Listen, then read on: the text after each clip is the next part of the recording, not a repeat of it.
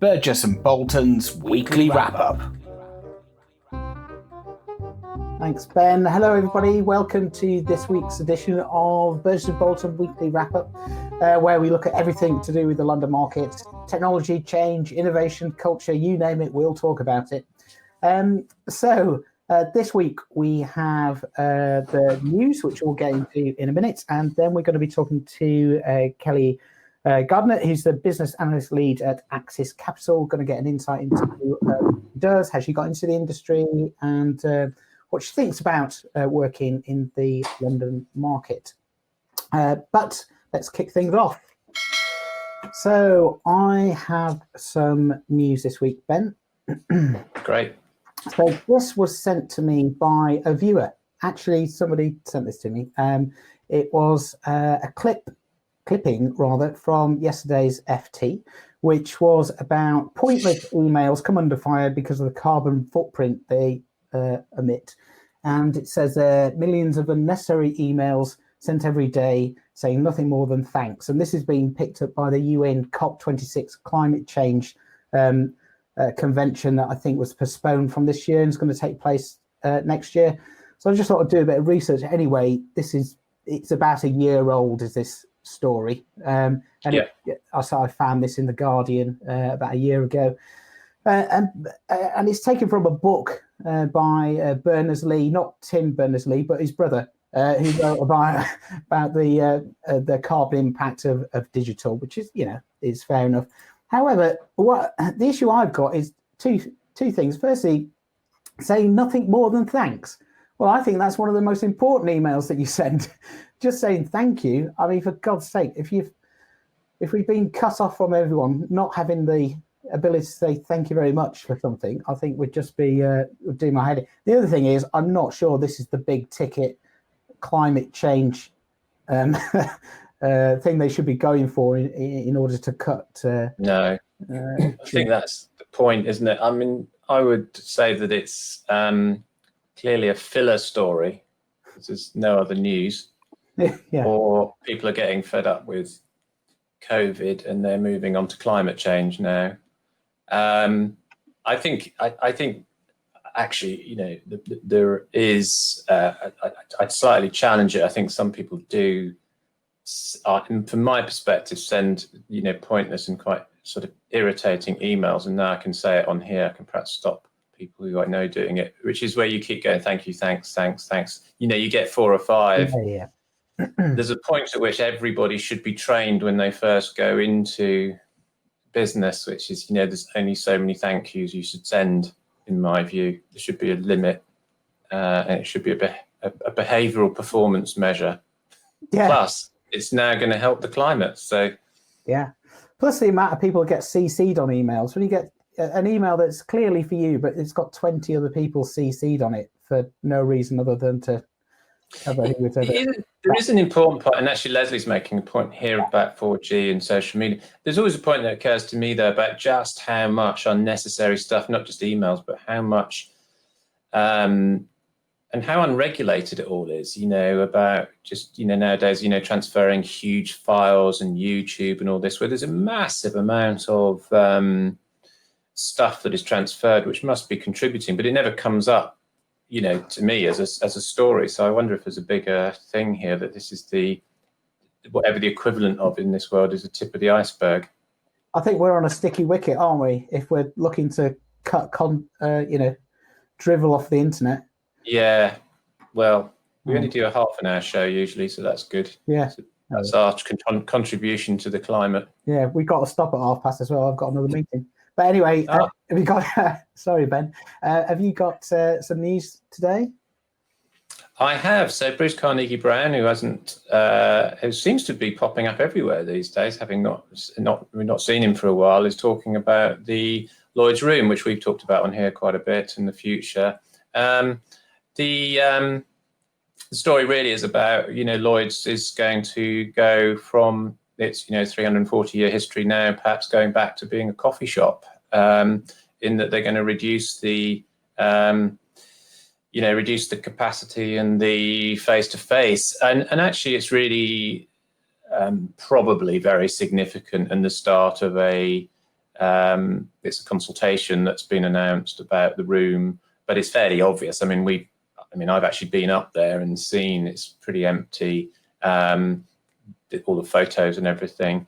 So that and so much has shifted onto electronic trading that inevitably you would have to think about this. And there is so much space now that is there in EC3, but it does have huge ramifications, of course, because people are still very keen, I think, on the face-to-face trading, and everybody I speak to says, they really hope it comes back on the networking thing. So I do wonder if maybe, while this is only a consultation, it is a pretty big thing for the chairman of Lloyd's to say this. We could never have imagined this a year ago, and whether it's a jump.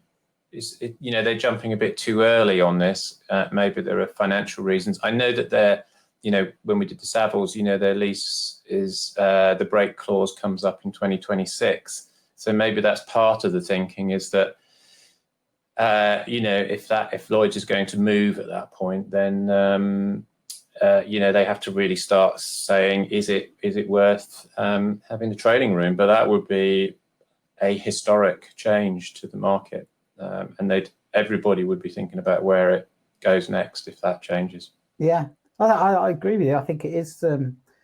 It's quite surprising to come out with that statement right now. But as you say, it's a consultation. But usually it's plotting a direction of travel, isn't it? It's the first step on the road to whatever it is they want to do. So. Yeah, and it's clearly carefully placed, this story. It's put in the Mail on Sunday, which is clearly a very popular online publication, and you don't do that for no reason. I think you're sending a signal to the market, and even the headline here, the bell tolls of historic Lloyd's trading room. I imagine Lloyd's would not have allowed that perhaps to go out if they'd been quite careful about this announcement. So it's probably a nod to say that the room is going to, has had its day. And for the carriers and how they trade, that means that effectively, as I've been saying and our research has been showing, you really just start to say, well, it's all about the trading floors and the trading, face-to-face trading within offices, and then it's, how does the ecosystem work in EC3 around that?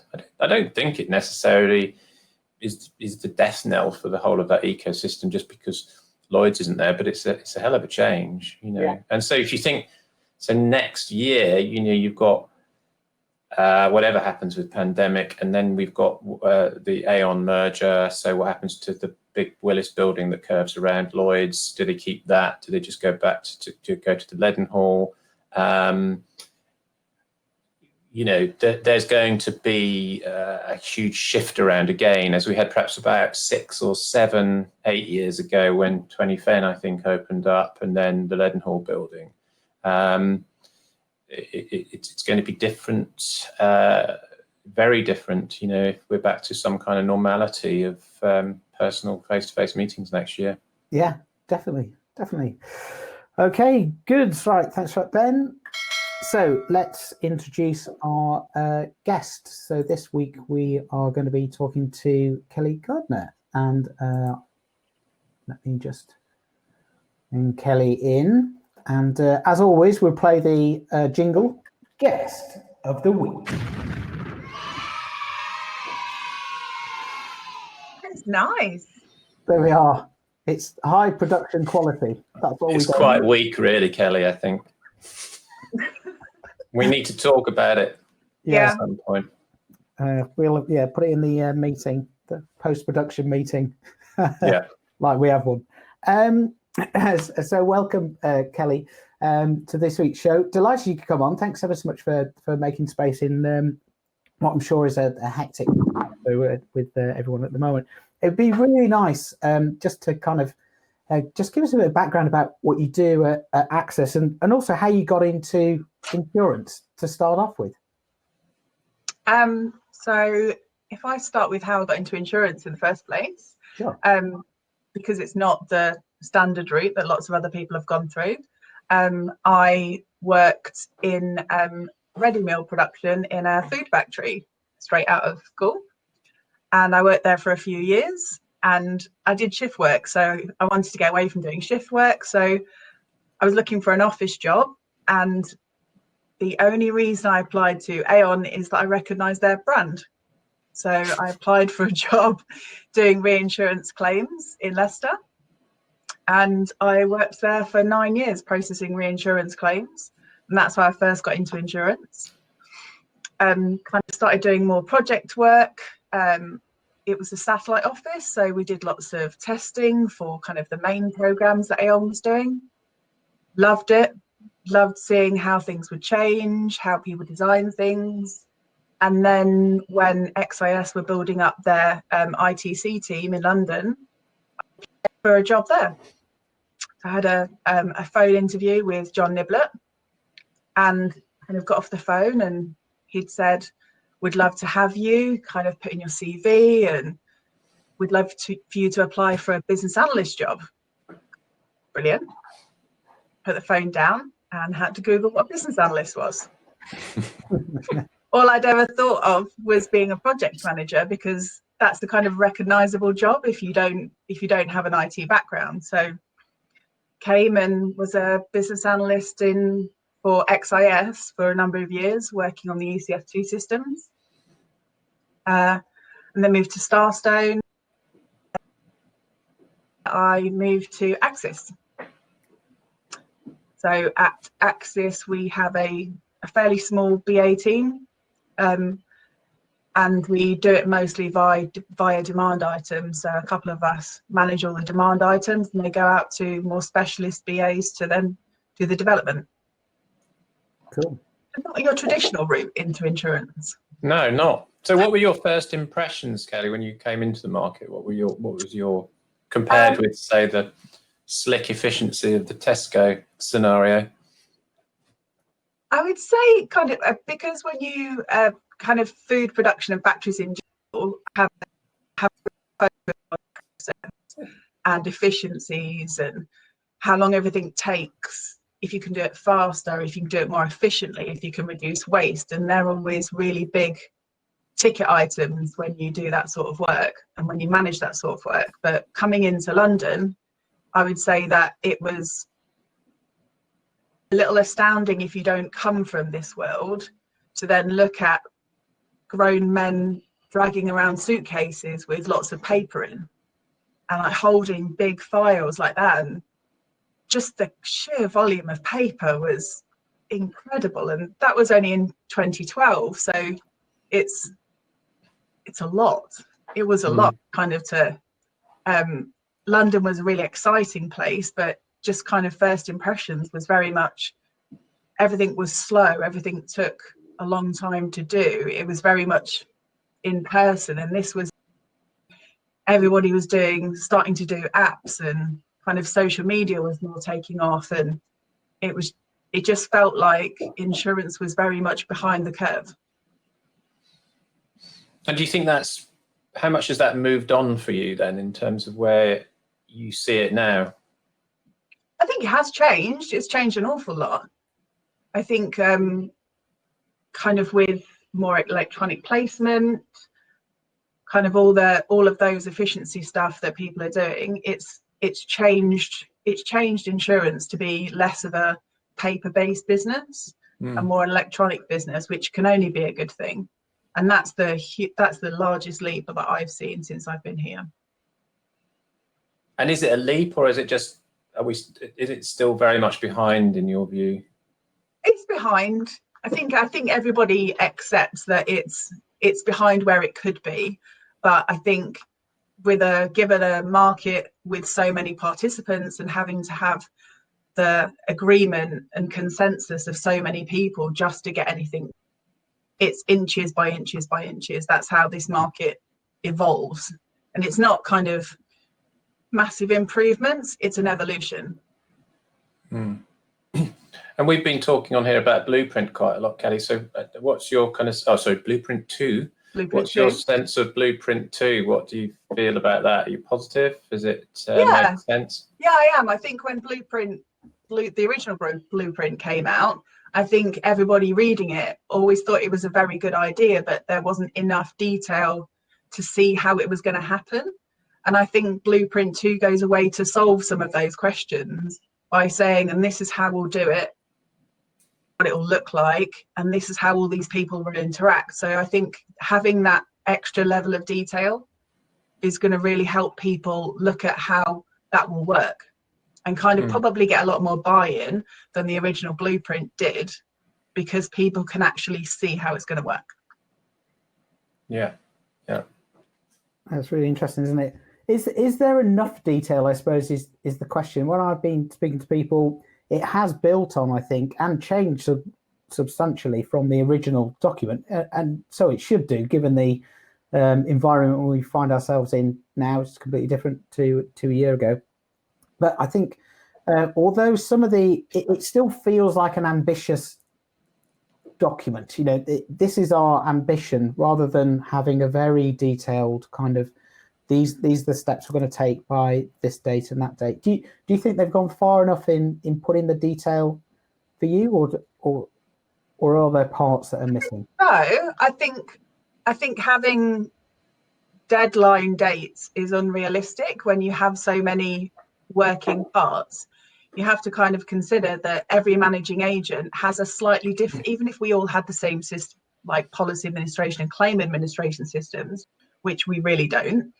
Even if we had exactly the same system, it would all have variations. And in order for any of us to then kind of interact with a central system, it requires development from every single managing agent in order to make something work. And you're going to need to do that and bring everybody along for the ride, rather than kind of mandating, by this date we're going to do this, by this date we're going to do that, and make it kind of inconceivable for anybody to do. One of the areas that I think is quite interesting in Blueprint is how Lloyd's has stepped away from risk exchange and then is now effectively licensing PPL and currently white space, but then presumably more trading systems. I'd just be interested in your kind of views on those trading systems and what really is going to matter. I mean, I've got some views and we could kind of share those, but I'd really be interested in what you think about that side of it. I think for the underwriters that I've worked with, they prefer white space, but they prefer white space because of the UI and the way that the user experience works for them.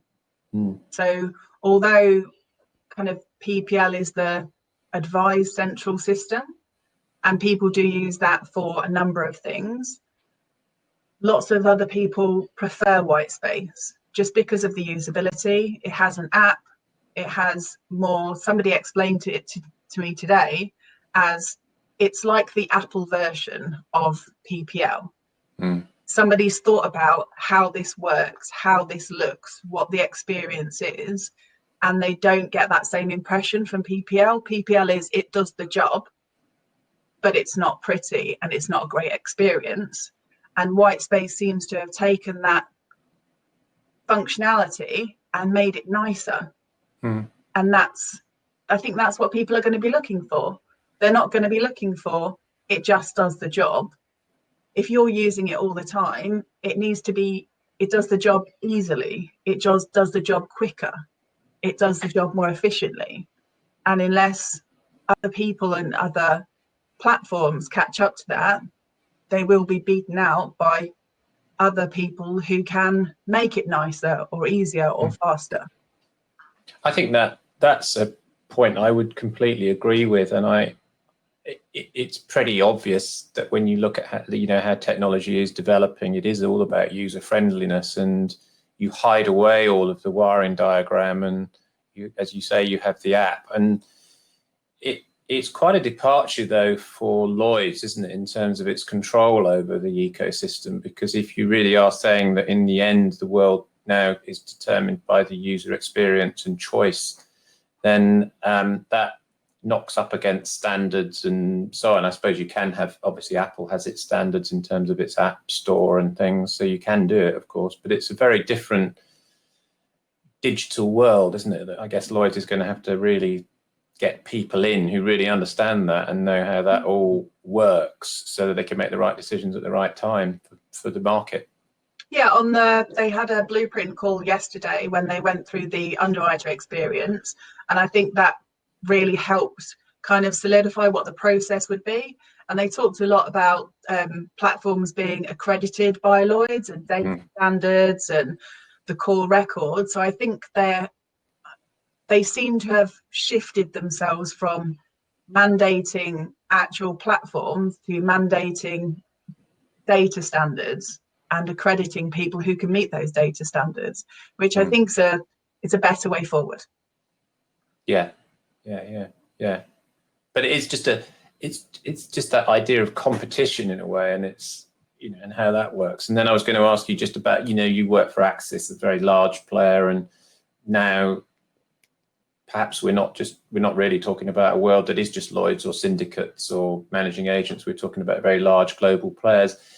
Do you see that they could start to influence that, or just take it over, basically? I think the influence will come from the users. And I think we see that a lot with white space. And something like white space is that that's not been brought along by it aggressively marketing or kind of pushing itself into being the Lloyd's preferred item. It's all of push forward for the use of white space is coming from users. And I think that will be how things move forward, is that where something works and where it's good, it will be taken up. And I think that's how we will influence the market going forward, is not necessarily by us pushing something as a company. It will be by our employees preferring something and using that, and that's how it will be pushed forward, I think. I think that would be a great, quite healthy environment in lots of ways if Lloyd's lets it happen, and yeah, good.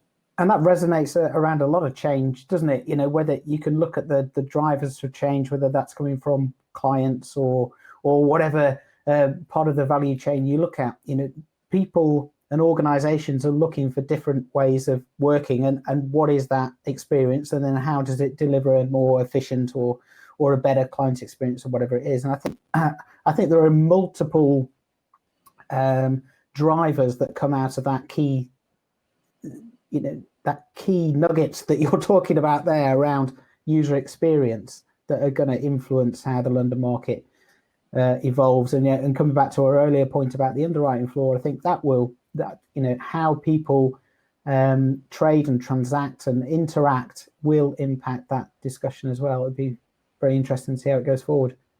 Yeah, I'd just add to Kelly, but I think it's also about flexibility, really, isn't it? Because I think what COVID is, everybody is saying. I listened to an FT.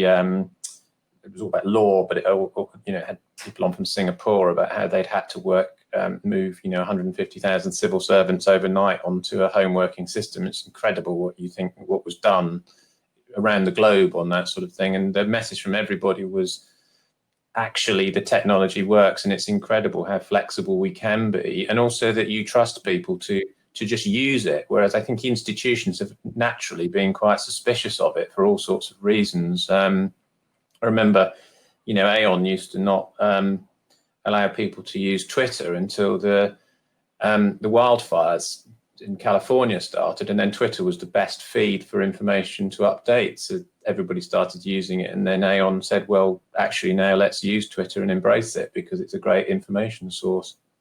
Yeah, I think kind of 6 months ago, 9 months ago, the market was very much face to face, and there will always be a big place for that interaction and that networking and the negotiation part of it. But I think if you would have had a conversation with people around the market a year ago and even floated the idea that we could work from home and the market would be just fine, we would use all of this stuff normally, we would transact things, we would pay out claims all from the comfort of our own homes, they would have thought you were crazy.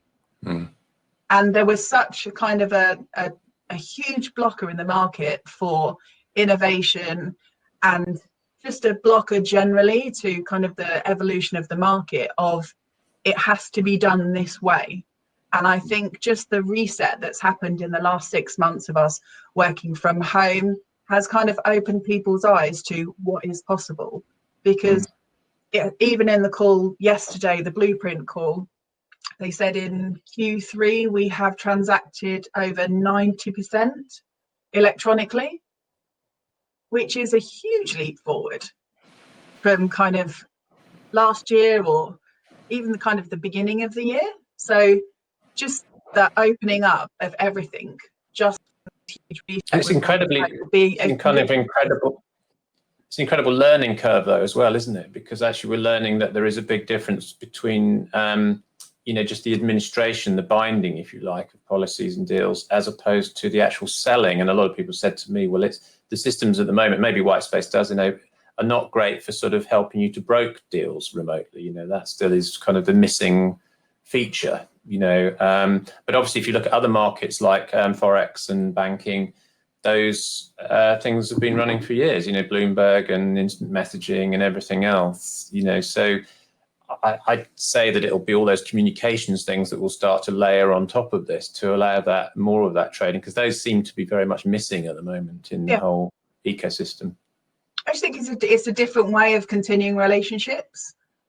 We have every week at Axis, we have like big CEO meetings, and we had an underwriter doing a presentation last week or the week before, and they were talking about how at the beginning of the first lockdown, they sat down as a team, worked out kind of who their biggest interactions was, and then decided that on a kind of a weekly basis or a bi-weekly basis, they would interact with these people as they would have if they would have been in London, so coffee or lunch or whatever. So they set that up as kind of a very, very easy way to keep that relationship going. And that was always their plan to do. So it's not the same, and we all accept it's not the same as meeting somebody for lunch and having that relationship. And I don't think it could ever be the same. But in terms of the best we can do right now, I think it's adequate. Yeah. I mean, I'd rather be going out for lunch, and don't we all miss the restaurants and the bars in London? But yeah, you do what you can. Yeah, you're right. So just to finish off, and just to pick up on the innovation piece that you were just talking about there, and we were just reflecting on the change that's taken place, perhaps the change in mindset as well as about what the art of the possible is. I know you're involved in the Digital Minds initiative. Do you see creativity, innovation now kind of opened up? Has there been an outpouring of new ideas from either Digital Minds or people in the market? Is there an acceptance now that some of this stuff will actually work? Yeah, definitely. I think it has opened people's eyes, and I think there are huge pockets of innovation. Something digital market, lots of people in different roles, in different companies, kind of talking to each other about what their problems are and how we solve those problems. And the fact that the group is so diverse kind of gives it comes up with better solutions, because it's not just people from the same company talking about the same problem. It's about how we all see the same problem in a slightly different way, and the solution may be something that you don't necessarily have thought of. So there are lots of things that the Digital Minds teams have done this year that I think are going to be really useful.